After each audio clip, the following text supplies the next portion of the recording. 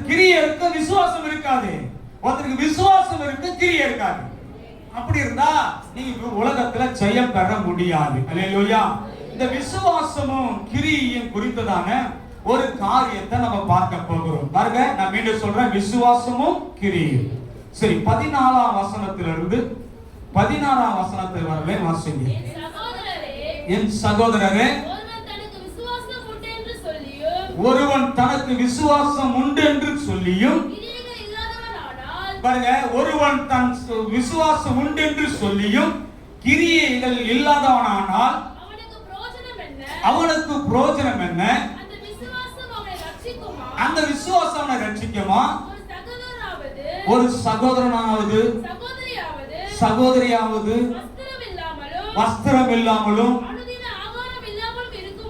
அனுதினமும் ஆகாரம் இல்லாமலும் இருக்கும்போது உங்களில் ஒருவன் அவர்களை நோக்கி நீங்க சமாதானத்தோடு போங்கள், குளிர் காய்ந்து பசியாருங்கள் என்று சொல்லியும்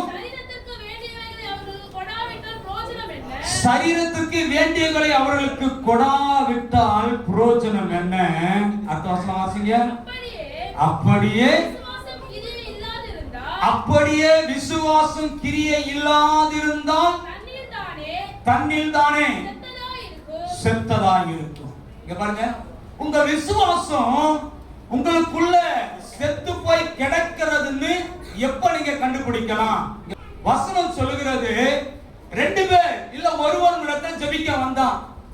எதற்காக ஜெபிக்க வந்தான்? அவனுடைய தேவைக்காக. சாப்பாடு இல்லைன்னு வச்சுங்க, ஒரு 2 இட்லி இல்ல ஒரு 5 இட்லி அவன் நைட்ல சாப்பிடுவதற்கு இல்ல, பசியினால அவனுடைய சமாதானம் போயிடுச்சு.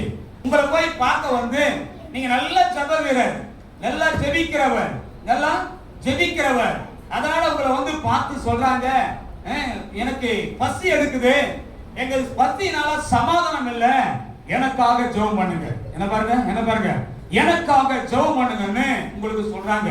நீங்க உடனே பக்தி வைராக்கி நிமித்தம் சொல்லுங்க, பிரதர் கவலைப்படாதீங்க, எலியாவை காக கொண்டு கர்த்தர் போஷித்தார், உன்னையும் போஷிப்பார். பயங்கர வீரவசனம்லாம் பேசுவீங்க. அப்படி விசுவாசத்தை இருதயத்துல பிடிங்க எடுத்துட்டு வர மாதிரி பயங்கரமா விசுவாசமா பேசுவீங்க. பேசுக்கு சரி நீங்க போங்க, சமாதானத்தோட போங்க, குளிர் காயுங்க, பசி ஆறுங்கள் சொல்லி அனுச்சனா உன் விசுவாசம் செத்தது.